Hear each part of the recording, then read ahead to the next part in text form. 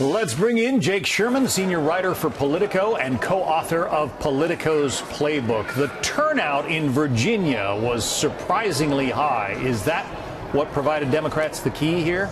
Well, getting more votes is always a good thing if you want to win. Yes. But listen, I'm finding the analysis of these races to be interesting. You can't make grand pronouncements about the national political mood based on a couple races in a couple states. I will concede that. But in 2009, when Republicans won in New Jersey and Virginia, it was widely accepted that that was a commentary, a reaction to President Obama after his first few months of governing. So I think we can make a similar statement about these two races in Virginia and New Jersey. And more concerning for Republicans and Republicans that I've spoken to over the last couple hours is in places like Henrico County, Virginia, which is the wealthy suburbs around Richmond, along the Republican stronghold of where Eric Cantor was from, and Dave Bratt of Virginia went Democratic in both the state house and the county level. So this should be concerning to Republicans. If Republicans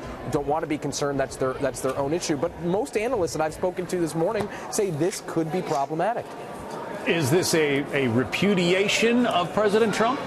I don't know if it's a repudiation. I think you can't ignore some fundamental realities. The president's approval ratings across the board are not great. But listen, it's a long way until 2018. We're a year away from the midterm elections, and we'll see the impact of the president. And if the Republicans could get tax reform through, if they could repeal the health care law, if they could do an infrastructure bill, that they believe those are good things for their prospects in 2018.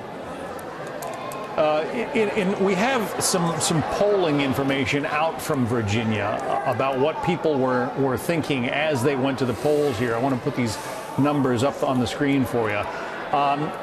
When people were asked how they're feeling about how President Trump is working, President Trump gets 9% of them excited, 27% say optimistic, pretty much an equal number, 28% say scared. Concerned, and the biggest number overall, 34% is scared. If you're feeling that way about your president nationwide, well, these are Virginia numbers, but doesn't bode well for his political coattails, I suppose. No, it probably doesn't. I mean, listen, midterm elections are automatically harder for the president's party, as we saw in 2010 when Republicans swept through and got the majority in the House. But I think those numbers would be troubling to the White House. I haven't spoken to them. They are in China. But those do mirror the kind of 30% approval ratings that President Trump has nationwide. And listen, with all caveats, right, the polling was not incredibly accurate last time around. So we have to view polling skeptically at times. But if I were the White House, and many Republicans up here are concerned, and they want to seek to localize congressional races and focus on the member of Congress and not the president. Democrats have had something of a circular firing squad going on in their party in recent days with the Donna Brazile book and the accusations about the Clinton campaign. But Republicans are going to have to do some soul searching as well, because although President Trump carries the GOP banner, he is his own peculiar kind of Republican. And I suppose there are going to be a lot of the, Jeff Flakes type on Capitol Hill who are going to be wondering, do you endorse this president even more and go with his agenda, or do you battle him some? To addressing those two thoughts, number one, Democrats are still talking about 2016, which is not something they want to be talking about in almost 2018.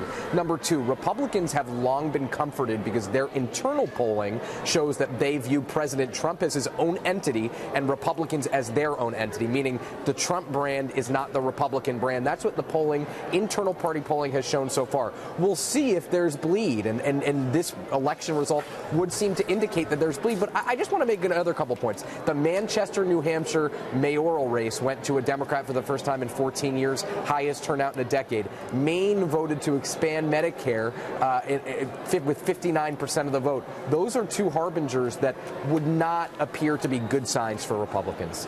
Hard to believe it was 1 year ago today that we voted. Moves quickly, right? Yeah. Things have changed a lot in a year since President Trump was voted into office. Jake Sherman from Politico. Good to have you on, Jake. Thanks.